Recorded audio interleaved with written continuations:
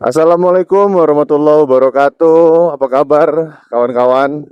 Balik lagi dengan gua tetap masih di atas motor sambil berangkat kantor. Kita bakal cerita-cerita sedikit eh mengenai informasi baru yang kawan-kawan dapat setelah nonton video ini, atau mungkin nge-flashback informasi yang sudah kawan-kawan dengar atau terima sebelum nonton video ini. Oke, jadi pagi ini gua bakal cerita sedikit ya, karena kalau diulas ini akan terlalu panjang, mengenai jejak-jejak atau simbol-simbol keberadaan organisasi Freemason di Indonesia. Uh, yeah. Oke, jadi kalau kita bicara Freemason, Freemason itu merupakan secret society atau organisasi rahasia gitu ya, perkumpulan persaudaraan yang dilaksanakan secara rahasia, dijalankan secara rahasia atau sembunyi-sembunyi, gitu ya. Nah, secara harfiah, Freemason itu berarti free itu bebas gitu ya. Mason itu adalah tukang batu. Gitu. Nah, ada beberapa pendapat yang yang langsung merujuk kepada pengertian itu. Ada juga yang berpendapat bahwa Freemason itu benar, dia adalah Mason, itulah tukang batu, ada dalam tanda kutip, adalah arsitek gitu ya. Dan free itu adalah bebas pemikirannya. Nah, kalau gue lebih condong kepada yang pendapat kedua ini, karena arsitek di sini diartikan bahwa Freemason ini yang menjadi arsitek dunia nantinya gitu, pada saat dibentuknya, tujuannya seperti itu, yang akan mengarsiteki dunia dengan tatanan baru. Itulah mengapa nanti orang-orang yang tergabung di dalam Freemasonry ini atau disebut Freemason. Jadi Freemasonry itu organisasinya, Freemason itu adalah orang-orangnya gitu ya. Adalah orang-orang elit sebenarnya. Mereka memiliki kegiatan di bidang kesehatan, sosial gitu ya, perekonomian dan lain sebagainya. Freemason ini menurut catatan sejarah pertama kali mendirikan lojinya gitu ya, loji agungnya. Itu kalau gua nggak salah adanya di Inggris. Gitu ya. Itu tahun 1717 kalau gue nggak salah. Nah, pada saat mereka mendirikan loji itu, mereka mendeklarasikan pembentukannya. Artinya, jauh sebelum itu gua rasa mereka sudah buat perkumpulan-perkumpulan gitu kan, nggak mungkin dia langsung tiba-tiba berdiri organisasi tanpa ada diskusi-diskusi gagasan gitu ya. Ada konspirasi yang mengatakan bahwa Freemason ini terbentuk karena hasil dari Inkuisisi Spanyol. Jadi Inkuisisi Spanyol ini, kawan-kawan, salah satu keadaan pada saat itu, jauh sebelum tahun 1717 itu, yang mana terjadi kejadian di Spanyol. Agama yang ada di Spanyol itu pada saat itu, katakanlah 3 terbesar lah gitu ya, Islam, Nasrani gitu ya, Kristen, Yahudi. Nah, pada saat Inkuisisi Spanyol tersebut berjalan, maka pilihan umat beragama di sana dihadapkan terhadap 3 pilihan, terutama khususnya untuk umat beragama di luar agama Nasrani. Jadi pilihannya adalah satu, lu harus masuk ke dalam agama Kristen, atau lu pergi dari Spanyol, atau lu dibunuh gitu ya. Lo nggak mau masuk dan lo nggak mau pergi, ya lo dibunuh gitu. Umat Islam gitu, karena pada saat itu wilayah kerajaannya masih luas, maka mungkin sebagian besar umat Islam yang ada di Spanyol itu memilih untuk pergi gitu ya, karena wilayah Islam masih luas kalau pada saat itu. Nah, lain ceritanya dengan umat Yahudi. Ya, umat Yahudi kan wilayahnya nggak luas tuh, dan mereka tuh bisa dikatakan tidak ada wilayah teritorial lah gitu ya. Nah, mereka memilih untuk masuk Kristen, tapi menyembunyikan kepercayaan Yahudinya agar tidak dibunuh seperti itu, guys. Karena mereka menyembunyikan kepercayaan Yahudinya, inilah yang menjadi korelasi kenapa dikatakan terbentuknya Freemason ini berkaitan dengan Inkuisisi Spanyol tadi, karena mereka Yahudi yang memilih masuk Nasrani dan menyembunyikan agama Yahudinya itu biasa dengan rahasia-rahasia gitu ya, dan juga komunikasi melalui simbol-simbol. Nah, ini juga yang terjadi di organisasi Freemason. Mereka ini menjalankan organisasinya dulu secara sangat rahasia-rahasia, makanya dikatakan secret society. Dan juga mereka berkomunikasi melalui simbol-simbol. Nah, jadi kan hampir ada korelasinya tuh. Selanjutnya, Freemason ini juga banyak dikaitkan dengan organisasi penyembah setan atau organisasi setan. Ada informasi yang mengatakan bahwa Freemason ini disusupi oleh orang-orang Illuminati. Nah, jadi untuk kawan-kawan ketahui bahwa sebenarnya Freemason dan Illuminati itu adalah dua organisasi yang berbeda. Setelah terbentuknya Freemason, maka di Jerman itu membentuk juga sebuah organisasi yang sama untuk pengetahuan juga sebenarnya. Tapi mungkin kalau nggak salah dia lebih ekstrim gitu. Ekstrimnya orang-orang Illuminati ini maka dilaranglah keberadaannya oleh pemerintah di Eropa pada saat itu. Nah, orang-orang pada saat bubar, inilah yang beberapa masuk ke dalam organisasi Freemason.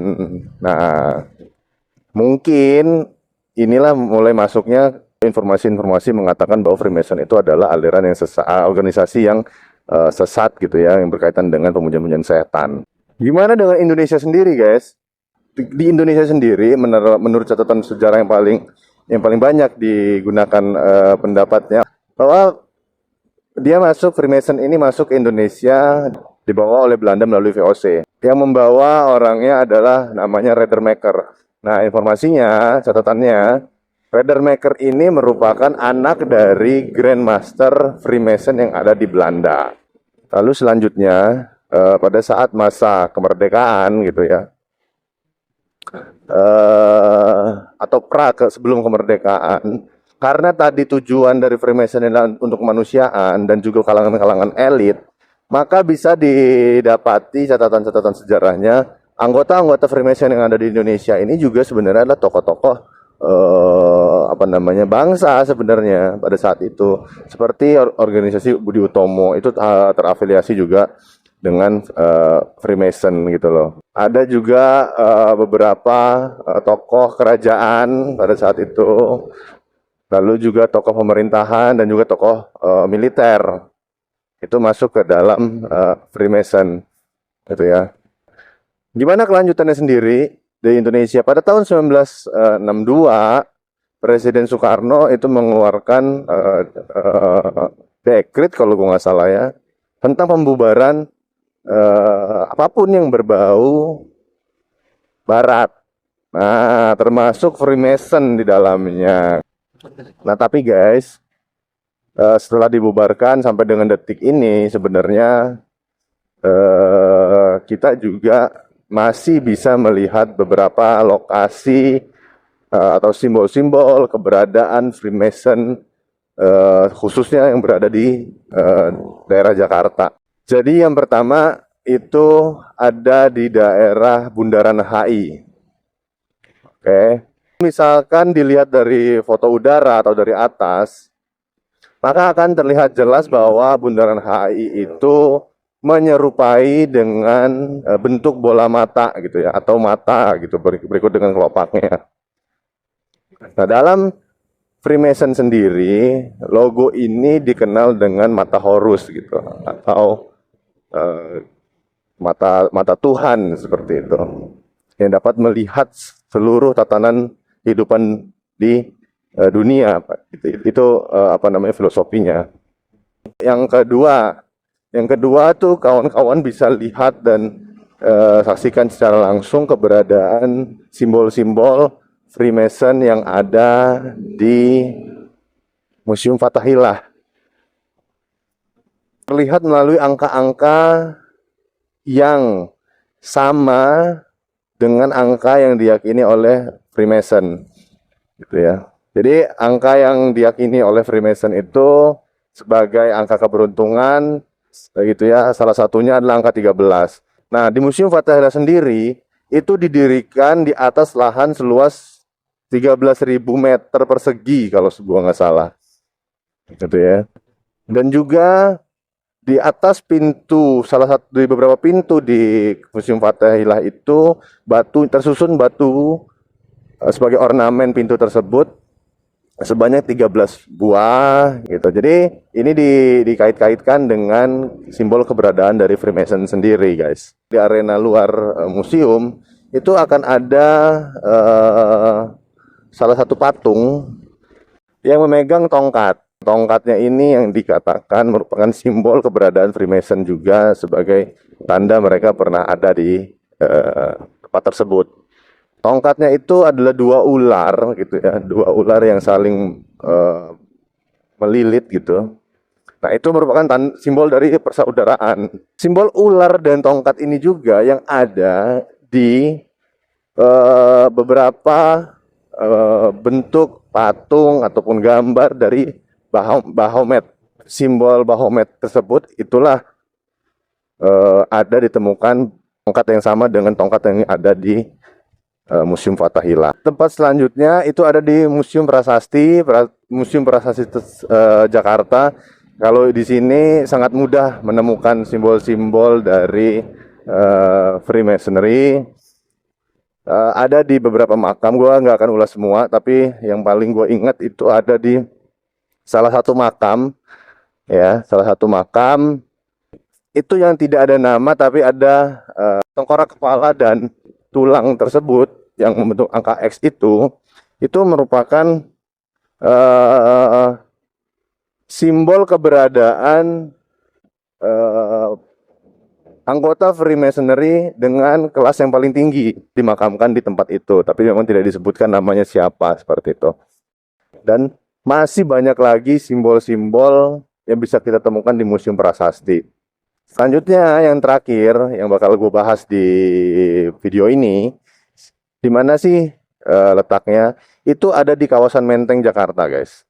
Kalau kawan-kawan lihat peta atau buka peta, coba cari daerah Menteng gitu ya.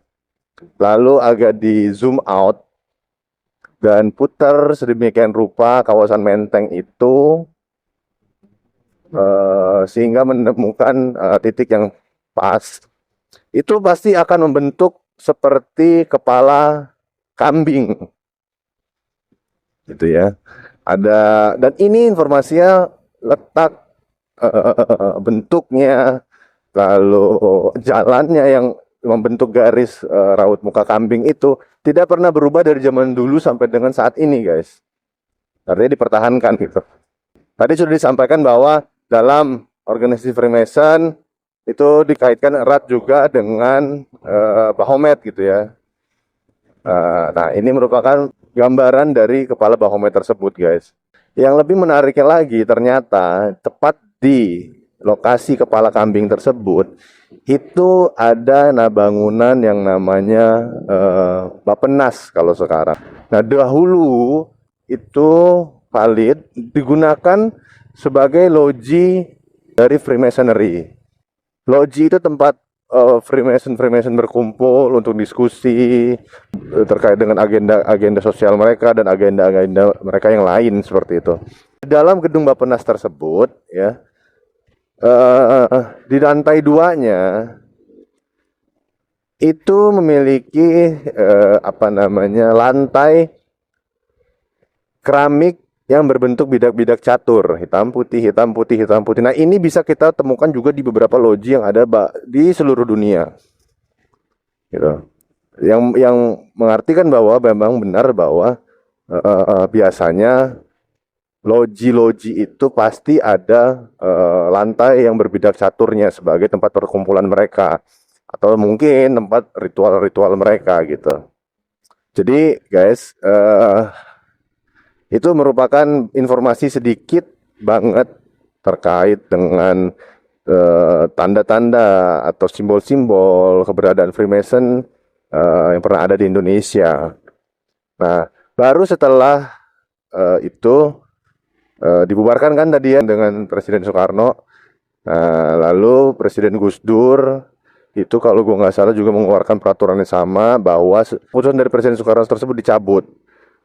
Setelah dicabut oleh era Presiden Gus Dur, kita nggak tahu nih apakah mereka saat ini aktif kembali secara terbuka gitu ya di Indonesia. Belum tahu nih. Nah, biarkan itu menjadi misteri guys. Tapi yang pasti bahwa keberadaan Freemason di Indonesia itu memang ada menurut catatan sejarah. Masuknya juga tercatat, tempat-tempat perkumpulan juga tercatat. Kaitannya tadi dengan simbol-simbol yang kita bahas tadi bahwa Freemason itu menggunakan simbol-simbol sebagai alat komunikasi mereka. Nah, seperti itu guys, informasi yang bisa gua kasih pagi ini. Cerita apa lagi yang kira-kira kawan-kawan pengen dengar? Bisa tulis di kolom komentar. Oke guys, sekian dari gua. Salam sehat selalu. Terima kasih. Bye guys.